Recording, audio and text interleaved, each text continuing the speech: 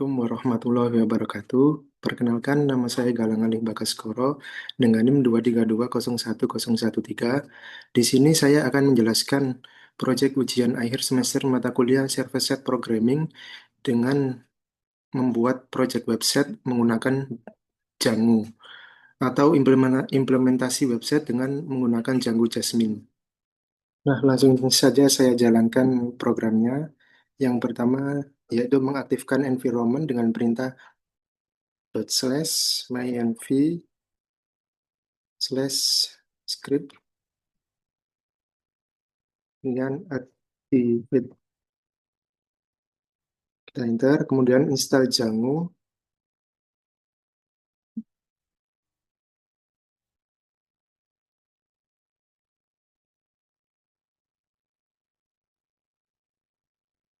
Sudah, kemudian kita install Jasmine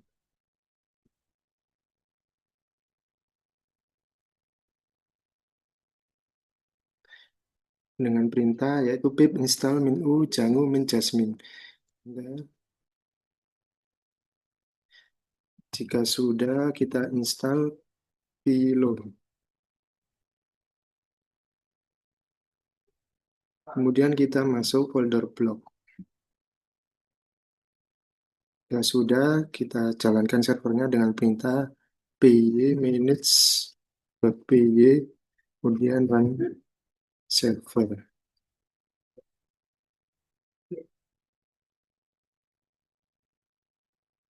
Nah, jika sudah, kita masuk ke linknya.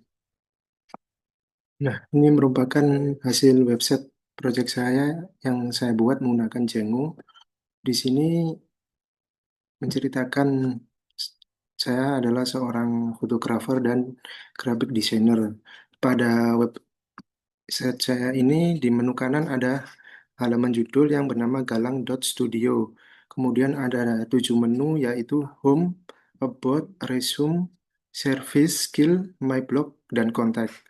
Pada halaman Home di sini adalah terkait pengenalan diri saya, yaitu nama saya, kemudian menceritakan saya itu seorang fotografer dan desain grafis yang tinggal di Malang, Indonesia. Kemudian ke halaman About, di sini adalah menceritakan profil pribadi saya, yaitu mulai bio saya, kemudian nama, kemudian tanggal lahir, kemudian alamat, kemudian kode pos, ada email, dan nomor telepon. Untuk resume yaitu riwayat pendidikan karir saya yaitu sebagai desainer. Kemudian ke menu service di sini ada layanan yang bisa saya kerjakan, ada web design, fotografi, web developer, app developing, kemudian branding, kemudian produk strategi. Jika diklik ke web, maka hasilnya menuju ke webnya langsung. Kemudian untuk skill yaitu kemampuan dan keahlian saya mulai dari menggunakan software Photoshop, WordPress, Premiere Pro, CEO, kemudian ada CorelDRAW dan Lightroom.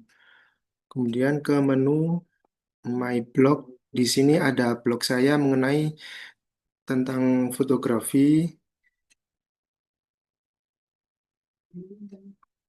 Lanjut ke menu kontak ya. Pada menu kontak ini adalah menu untuk kontak yang bisa dihubungi mulai dari alamat, kontak number, terus email address, dan website. Nah, di bawah ini terdapat menu kontak from yang terdiri dari elemen-elemen yaitu nama pengirim, email pengirim, kemudian subjek, kemudian ada send message. Kemudian langsung saja masuk ke penjelasan kodenya. Yang pertama masuk ke profile, kemudian di static ini ada aset-aset yaitu CSS, fonts, image, PMG, JS, dan SCSS. Kemudian masuk ke admin.py. Pada admin.py ini kodenya digunakan untuk mendaftarkan model-model yaitu about, resume, service, skill, blog, dan kontak agar bisa dikelola lewat Django admin panel. Pada baris pertama from Django.contrib import admin yaitu artinya mengimpor modul admin dari Django. Modul ini memungkinkan kita untuk mengatur model melalui antarmuka admin yang disediakan oleh Django. Kemudian ada from profile.model, yaitu mengimpor model-model dari file model.py pada aplikasi profil. Model tersebut mewakili data seperti about, resume, service, skill, blog, dan kontak. Untuk admin set register ini, yaitu setiap baris ini mendaftarkan model ke admin set. Artinya model tersebut akan tampil dan bisa dikelola atau tambah, edit, dan hapus di halaman admin Django atau /admin. Kesimpulan dari kode admin.py ini adalah konfigurasi untuk menampilkan dan mengelola data dari model-model about, resume, dan lain-lain di halaman admin Django. Tanpa admin.set.register, model tersebut tidak akan muncul di admin panel, sehingga tidak bisa diedit secara visual oleh admin website. Kemudian kita masuk ke ads.py. Pada ads.py ini, pada baris pertama ada from Django.apps imports apps config, yang artinya mengimpor kelas apps config dari modul Django.apps. Kelas ini digunakan untuk mengkonfigurasi aplikasi Django secara individual. Kemudian ada kelas profil config, yaitu artinya mendefinisikan kelas konfigurasi aplikasi bernama profil config yang mewarisi dari apps config. Nama kelas ini bisa apa saja, tapi umumnya mengikuti format nama apps config. Kemudian ada default underscore auto underscore field, yang artinya menentukan tipe default untuk kolom primary, key otomatis atau ID yang dibuat oleh Django di model. Kemudian big autofill digunakan agar kolom ID bisa menyimpan angka lebih besar, biasanya 60 bit dibanding autofill yang 32 bit. Kemudian untuk name sama dengan profil, menentukan nama aplikasi Django ini, yaitu profil ini harus sesuai dengan nama folder apps-nya. Untuk kesimpulan kode dari apps.py ini, kode tersebut adalah file konfigurasi aplikasi profil dalam proyek Django yang digunakan untuk mendefinisikan: satu, nama aplikasi; kedua, tipe default kolom ID pada model-modelnya. Kemudian kita masuk ke models.py. Untuk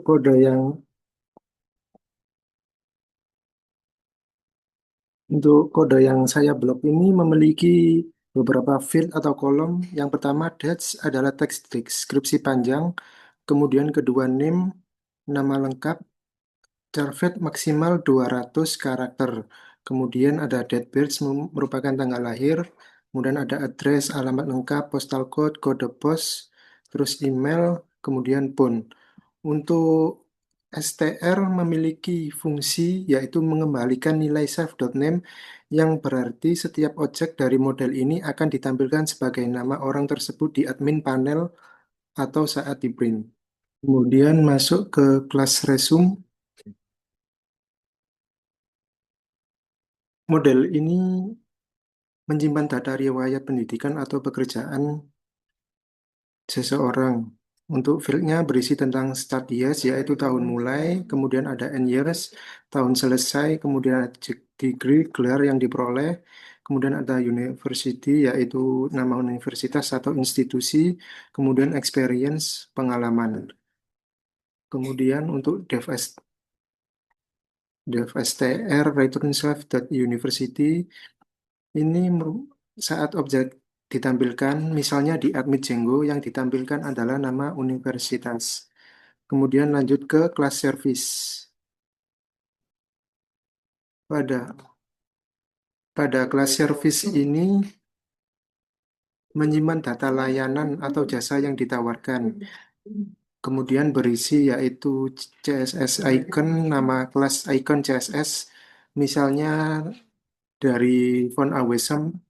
Kemudian link, yaitu link atau URL ke layanan atau proyek.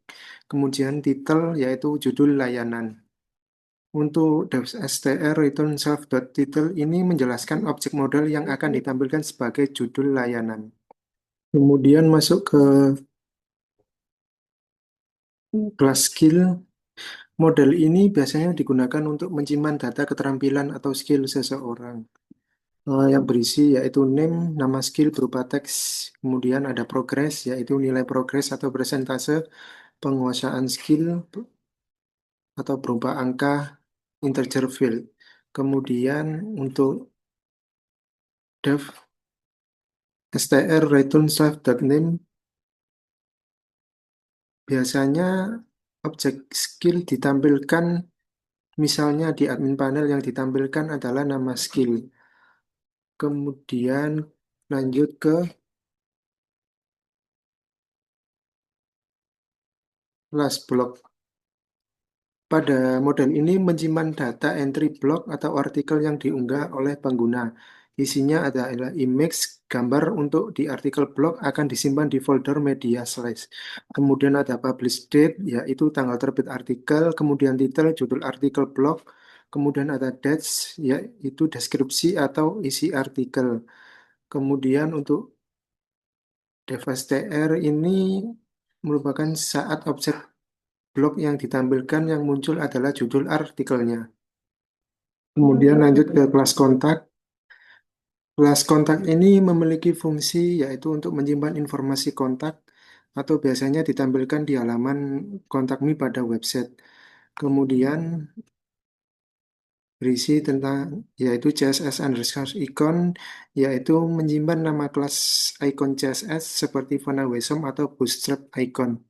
Kemudian ada title, yaitu menyimpan judul kontak seperti phone, email, dan address. Kemudian ada dash, yaitu menyimpan detail kontak seperti nomor telepon, alamat email, atau alamat rumah. Kemudian masuk ke tes.py. Untuk kode yang saya blok ini, yaitu Django Test di sini memiliki penjelasan, yaitu modul bawaan Django yang menyediakan alat untuk membuat dan menjalankan unit test atau pengujian otomatis terhadap aplikasi Django. Kemudian untuk test case-nya adalah kelas dasar atau base class untuk menulis tes unit. Kemudian test case menggabungkan fitur dari unit test atau Python standar dengan integrasi penuh ke Django, seperti setup atau teardown otomatis untuk database. Kemudian untuk kemudahan membuat objek model, kemudian menjalankan query dan memverifikasi hasilnya. Kemudian ke urls.py. Untuk kode yang saya blok ini memiliki kesimpulan. Yang pertama yaitu URL pertama atau slash dan atau slash single sama-sama menjalankan fungsi home dari views.py. Kemudian kedua, penamaan name sama dengan tanda petik single untuk memudahkan pengguna URL secara dinamis di template HTML. Kemudian kita ke views.py. Pada views.py ini saya memiliki kesimpulan untuk kodenya, yaitu kode ini adalah bagian dari sistem tampilan atau view di Django yang menghubungkan data dari database ke tampilan HTML. Kemudian kedua, home menyiapkan semua data untuk halaman utama. Kemudian single menampilkan satu halaman statis atau kemungkinan blok detail. Keduanya menggunakan render untuk mengirim respon HTML ke pengguna. Kemudian masuk ke folder templates ke base.html. Pada base.html ini terdapat load static yang memiliki fungsi menyediakan akses ke file statis seperti CSS, JS, gambar dalam Django. Kemudian di base.html ini terdapat blok judul dan end blok judul yang memiliki tempat khusus yang dapat diisi oleh template lain yang mengekstend template ini. Kemudian judul untuk isi titel halaman, kemudian isi untuk isi utama dari halaman. Kesimpulan kode pada base.html ini berfungsi sebagai kerangka utama atau layout dasar untuk halaman-halaman web dalam proyek Django, yang nantinya file ini bisa diekstend oleh template lain seperti index.html atau single.html agar tidak perlu menulis ulang sebagian seperti head dalam dan navigasi. Kemudian kita masuk ke index.html. Di index.html ini terdapat load static yang berfungsi untuk mengaktifkan akses ke file statis seperti CSS, JS, dan gambar. Kemudian untuk kode yang saya blok ini menggunakan tag statik agar file statis bisa dipanggil secara benar dalam Django. Untuk kesimpulannya, kode ini adalah untuk memuat font dan library CSS dari folder static. Kemudian digunakan untuk mempercantik dan mengatur animasi icon atau tampilan website. Kemudian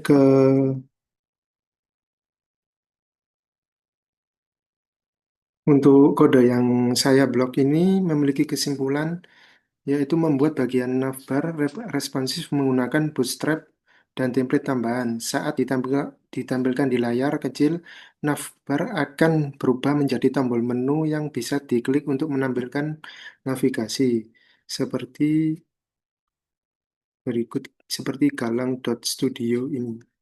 Kemudian lanjut ke kode yang saya blok ini memiliki fungsi sebagai pengenalan diri di halaman website atau hero section di website pribadi atau portofolio. Contohnya seperti berikut. Hello, I'm Galang Ali Bagaskoro, photographer and design grafis. Kemudian pada kode about ini memiliki kesimpulan yaitu yang pertama menampilkan judul besar dan subjudul untuk menandai bagian ini. Kemudian yang kedua, paragraf pengenalan diri tentang minat dan perjalanan karir di bidang fotografi. Kemudian informasi pribadi yang ditampilkan secara dinamis dari database melalui objek about yang dikirim dari Django View. Kemudian untuk kode yang saya blok ini memiliki kesimpulan yaitu membentuk bagian resume atau experience yang fungsinya adalah menampilkan daftar pengalaman pendidikan atau pekerjaan secara dinamis, rapi, dan responsif menggunakan Django template dan Bootstrap. Kemudian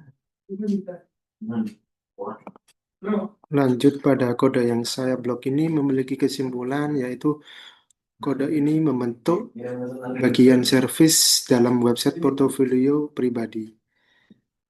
Kemudian lanjut ke skill. Kode ini menjelaskan adalah bagian dari website portofolio yang menampilkan kemampuan dan skill dengan visual yang interaktif dan menarik. Data skill diambil dari database Django, lalu ditampilkan dalam dua kolom responsif dengan efek animasi dan progress bar. Kemudian lanjut ke blog. Pada bagian blog ini, kodenya memiliki fungsi yaitu bagian awal dari session blog dalam website portofolio. Kode ini bertugas untuk menampilkan judul, subjudul, deskripsi, dan membuka baris layout untuk menampung daftar blog yang kemungkinan ditampilkan dari database secara dinamis. Kemudian lanjut ke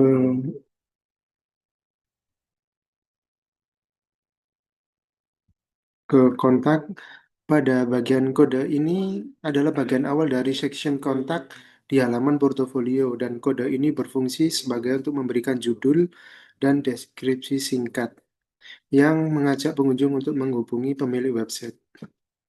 Kemudian lanjut ke single.html. Pada single.html ini kodenya sama persis seperti index.html. Hanya saja pada single.html ini template halaman detail blog berbasis Bootstrap 4 dan Colorlib Clark ia menampilkan satu artikel lengkap dengan gambar, komentar, dan sidebar informatif didukung animasi paralak dan berbagai efek visual dan kemudian siap diintegrasikan dalam proyek Django melalui tag statik untuk aset CSS atau JS. Mungkin itu saja penjelasan dari saya mengenai proyek membuat website dari Jamu. Kurang lebihnya mohon maaf. Waalaikumsalam warahmatullahi wabarakatuh.